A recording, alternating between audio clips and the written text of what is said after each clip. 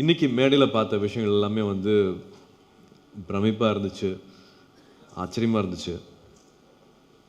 சைல்ட்ஹுட்டில் இருந்திருக்குது.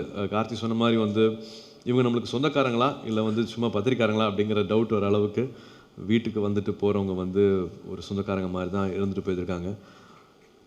படிப்படியாக வந்து வளர தான் வந்து இவங்க வந்து பத்திரிக்கையிலேருந்து வந்திருக்காங்க, அப்பாட்ட வந்து பேட்டி எடுக்க வந்திருக்காங்க அப்படிங்கிறது வந்து அப்புறமா தான் தெரிய வந்தது. அந்த உறவுகள் ரெண்டு பேரும் பேசிக்கிற விஷயங்கள், வீட்டில் அவங்க செலவு பண்ணுற நேரம் எல்லாமே வந்து ஒரு சொந்தக்காரங்க வந்திருக்காங்க, அப்பாவோட நெருங்கிய நம்ம வீட்டுக்கு ரொம்ப சொந்தம் வந்திருக்காங்க அப்படிங்கிற மாதிரி தான் அந்த நிகழ்வுகள் இப்போ இருந்துகிட்ருக்கோம். சுதாகர் அங்கிள் சொன்ன மாதிரி வந்து அது எந்த கார் சாவி போட்டாலும் வந்து அவர் ஸ்கூட்டர் திறந்துடும், அவர் ஸ்கூட்டர் எடுத்துகிட்டு போயிடுவேன்.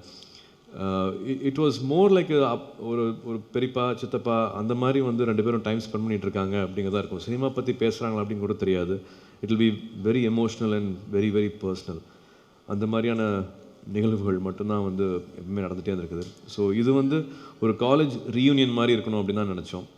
எல்லாருமே சேர்ந்து மறுபடியும் வந்து டைம் ஸ்பெண்ட் பண்ணுற மாதிரியான ஒரு விஷயம் மாதிரி தான் இருக்கணும் அப்படின்னு நினச்சோம். பட் எங்களுக்கு வந்து it was a big learning. அப்பா கிட்ட வந்து எப்பவுமே வீட்டில் இருந்தால் வந்து அதோட என்ன சொல்கிறது மதிப்பு தெரியாது, அதோட ஒரு ஒரு ஒரு எவ்வளோ ப்ரெஷஸ் அப்படிங்கிறது வந்து தெரியாதுன்னு சொல்கிற மாதிரியே ரொம்ப வருஷங்களாக அப்படி தான் இருந்துச்சு. அப்பாவும் அப்படி தான் இருந்துக்கிட்டாங்க. எங்களை வந்து பெருசாக ஒரு ஷாக் கொடுத்து நான் இதெல்லாம் செஞ்சுருக்கேன், இதெல்லாம் சாதிச்சிருக்கேன், நீங்களாம் என்ன பண்ண போகிறீங்க அப்படின்ட்டு ஒரு ப்ரெஷர் வந்து எங்களுக்கு கொடுத்ததே கிடையாது. மேபி அப்படி ஒரு ப்ரெஷர் கொடுத்துருந்தா நாங்கள் இன்னும் நொறுங்கி போயிருந்திருப்போம். அப்பாவோட உயரங்கள் தொட முடியல, அப்பா மாதிரி இருக்க முடியல அப்படிங்கிறது நாங்கள் வந்து நொறுங்கி கூட போயிருந்திருப்போம். அந்த ப்ரெஷர் வந்து தாங்க முடியாமல் அப்பாவோட விஷயங்கள் வந்து சொல்லாமல் ரொம்ப அமைதியாக காதில் போட்டு வந்து திணிக்காமல் சொல்லி வந்து செய்யாமல் அவர் அப்படி நடந்து காமிச்சிட்ட விஷயம்தான் வந்து எங்களுக்கு ஒரு கைடன்ஸாக இருந்திருக்குது. எப்பவுமே ஈஸியான வழியை வந்து அவர் எடுத்துக்கிட்டதே கிடையாது. அவரோட தொழிலாகட்டும், ஆரோக்கியமாகட்டும், ஒரு 12 வயசில் எக்ஸிபிஷன் பார்க்கும்போது வந்து அப்பா ஃபோனில் பேசிட்டு வரும்போதும் மறுபடியும் அப்படியே ஃப்ளாஷ் மாதிரி அடிச்சுது. ஒரு 12 வயசுலேருந்து ஒரு 22 வயசு 24 வயசு பண்ண அந்த விஷயம் எல்லாமே வந்து ஒரு ஏழை மாணவனோட ரொம்ப ஏழை மாணவனோட வெறித்தனம் தான் வந்து இங்கே உங்கள் பின்னாடி இருக்கிற அந்த ஓவியங்கள் எல்லாமே. ஒரு 10 வருஷம் 12 வருஷம் வந்து யாருமே கிடையாது, அப்பா கிடையாது, இருந்த வேலைக்கு போயிருந்தால் வந்து வீட்டுக்கு ஒரு வருமானம் வந்திருக்கும். வருமானமெல்லாம் இல்லாமல் ஆத்தா மறுபடியும் காட்டுக்கு போய் வேலை செஞ்சு விவசாயம் பண்ணி அப்போது அந்த வயசில் அவங்க அனுப்பிச்ச காசை வச்சுக்கிட்டு ஒரு 10 வருஷமாக அப்பா வெறித்தனமாக பண்ண ஓவியங்கள் தான் வந்து இன்றைக்கி ஒரு 50 இயர்ஸ்க்கு அப்புறமா வந்து கிட்டத்தட்ட மறுபடியும் எங்களுக்கு எல்லாருக்கு முன்னாடியும் எடுத்துகிட்டு வரதுக்கு வந்து ஒரு வாய்ப்பு கிடச்சிது. அந்த ஒரு வாய்ப்புக்கு வந்து மறுபடியும் நான் தனஞ்சயன் சாருக்கு தான் நான் வந்து முக்கியமாக நன்றி சொல்லணும். வீட்டில் குடும்பத்தில் ஒருத்தர் மாதிரி நின்று இந்த விஷயத்தை வந்து அவர் நிகழ்த்தி காமிச்சிருக்கிறாரு. ஸோ அப்பா எப்பவுமே ஈஸியான ரூட் எடுத்துக்கிட்டதே கிடையாது. ஒரு ஃபேக்ட்ரிக்கு போயிருந்துருக்கலாம், ஒரு பைக் கிடச்சிருக்கோம், ஒரு ஒரு ஒரு சின்ன ஒரு போசியில் வந்து சாப்பாடு எடுத்துகிட்டு போயிட்டு அங்கேயே கிராமத்தில் இருந்திருக்கலாம். நாங்கள்லாம் கவுண்டம்பாளையத்துலேயும் காசிகவுண்டம்புதூர்லேயும் தான் இருந்திருப்போம். அப்படி ஒரு ஃபேக்ட்ரி ஒரு ஊர் பக்கம் தான் பசங்களாக இருந்திருப்போம். பட் அவர் தான் கிராமத்துலேருந்து முதல்ல வந்துட்டு இப்படி ஒரு பாதையை வந்து அமைச்சு கொடுத்தாரு. ஒரு 24 வயசில் இதுதான் வாழ்க்கையை நினச்சிட்டு இருக்கும்போது மறுபடியும் திசை மாறுது. ஒரு நடிகர் ஆகணும் அப்படின்னு ஒரு கட்டாயம் வருது, ஆகலாம் அப்படிங்கிற ஒரு வாய்ப்பு கிடைக்குது. அதையும் வந்து ரொம்ப சாதாரணமாக எடுத்துக்கிட்டு நான் முகம் அழகாக இருக்குது, மேக்கப் போட்டுட்டு முருகராக மட்டும் வாழ்க்கை ஃபுல்லாக ஓட்டிடலாம் அப்படிங்கிறதுலாம் இல்லாமல் மேடைக்கு போகிறாங்க. ஷூட்டிங் 6 மணிக்கு முடிஞ்சதுன்னா திரும்பி 10 மணி வரைக்கும் மேடைக்கு போய் ஒரு நடிகனாக இன்னும் பக்குவப்படுத்திக்கிறாங்க. ஒரு 200 300 பக்கம் வசனங்கள் வந்து மனப்பாடம் பண்ணிக்கிறாங்க. ஒரு நடிகனாக தன்னை தகுதிப்படுத்திக்கிறாங்க. அப்பவும் சொன்ன மாதிரி எல்லாமே கொஞ்சம் வயசாக ஒரு 40 வயசு வரும்போது தான் எல்லாமே புரியுது. பணத்துக்காக என்றைக்குமே அடிமையானது கிடையாது, இந்த புகழுக்காக வந்து எப்பவுமே அடிமையானது கிடையாது. சினிமா பிடிக்கல அப்படின்ட்டு திரும்பி அதை விட்டுட்டு டிவி சீரியலில் வந்து ஒரு நல்ல ஸ்பேஸ் இருக்குது. மறுபடியும் நான் வந்து அன்னக்கிளி பத்திரகாளியில் நடிக்கும் போது எனக்கு ஒரு சந்தோஷம் இருந்தது. ஒரு 75ல் வந்து ஒரு ஹாப்பினஸ் இருந்தது. அது மறுபடியும் எனக்கு டிவியில் கிடைக்குது அப்படின்ட்டு ராதிகா மேடம் கூட சேர்ந்துட்டு அந்த சீரியல்ஸ் பண்ணும்போது எனக்கு அவ்வளோ சந்தோஷமாக இருக்குது அப்படின்ட்டு. அப்போ ஒரு புது கார் வாங்குறாங்க, வேறு மாதிரி ஒரு ஒரு வடிவமைச்சுக்கிறாங்க உங்கள் லைஃப்பை. ஐ டோன்ட் வாண்ட் திஸ்னு ஈஸியாக ஒரு விஷயத்தை விட்டுட்டு போகிறதுக்கான தைரியம் வந்து அப்பாவுக்கு இருந்திருக்குது. எவ்ரி 6 இயர்ஸ் இல்லாட்டி எவ்ரி 15 இயர்ஸ் வந்து ஒரு புது விஷயத்தை கற்றுக்கணும் அப்படின்ட்டு மாலதி மேம் அழகாக எழுதியிருந்தாங்க. ஒரு ஃபீல்டில் இருக்கிறவங்க வந்து ஒரு ப்ரொடியூசர் ஆகலாம், இல்லாட்டி ஒரு டைரக்டர் ஆகலாம், இல்லாட்டி அதை சார்ந்த ஒரு ரைட்டராக இருக்கலாம். பட் வேறு ஃபீல்டு வந்து அப்போ எப்பவுமே சூஸ் பண்ணிட்டு வந்திருக்கிறாங்க. ஒரு ஒரேட்டராக இருந்திருக்காங்க, ரைட்டராக இருந்திருக்காங்க. It's very very rare. Pailwan sir கோச்சுக்க வேண்டாம், இப்படியெல்லாம் ரேரான ஆளுங்கள் வந்து அடிக்கடி நம்ம சந்திக்க முடியாது. தயவு செஞ்சு அப்பா மாதிரி எங்களை கம்பேர் பண்ணாதீங்க. போட்டி போட்டுட்ருக்கோம், அவர் கூட மேட்ச் பண்ணுறதுக்கு பெரிய போட்டி போட்டுருக்கோம்.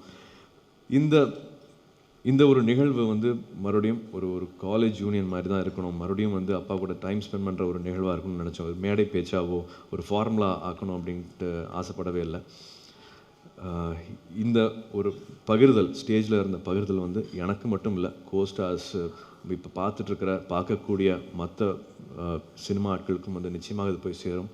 மறுபடியும் இந்த உறவுகள் வந்து இன்னும் ஸ்ட்ராங்காக ஆகணும் அப்படின்னு தான் ஆசை. இது வந்து ஒரு பத்திரிகைக்காரங்கள் உறவு, ஒரு ஒரு ப்ரொஃபஷனல் உறவை தாண்டி இது வந்து ஒரு நட்பாக இருக்கணும் அப்படிங்கிறதான் வந்து எனக்கு மறுபடியும் நான் இந்த நிகழ்ச்சியில் நான் வந்து எடுத்துகிட்டு போகிற ஒரு பாடமாக நான் அதை பார்க்குறேன்.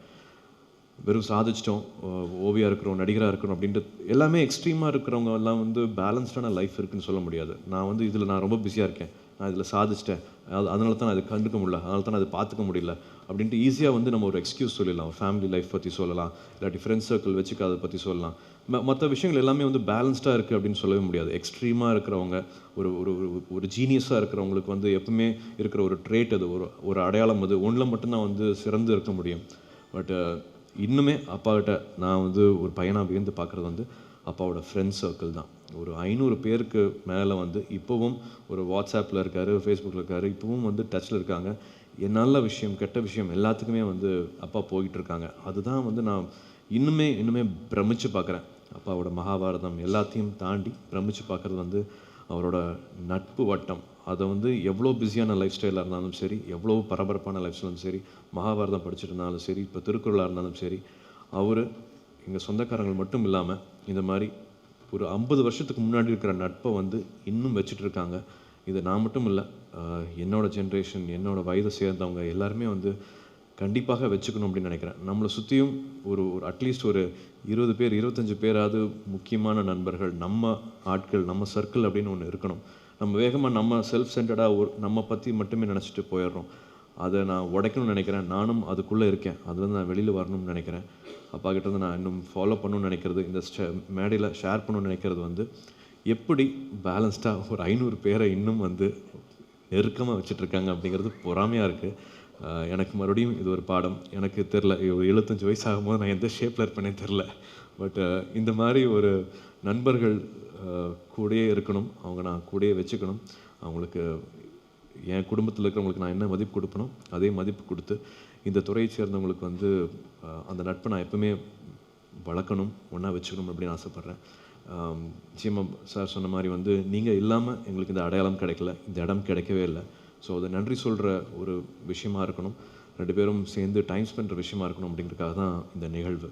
So thank you again. தேங்க்யூங்கிற ஒரு வார்த்தை பத்தாது, நான் மறுபடியும் உங்களை வந்து ஒரு சொந்தக்காரங்களாக வீட்டில் அடிக்கடி பார்க்கணும் அப்படிங்கிறது தான் எங்களோட ஆசை. தேங்க்யூ.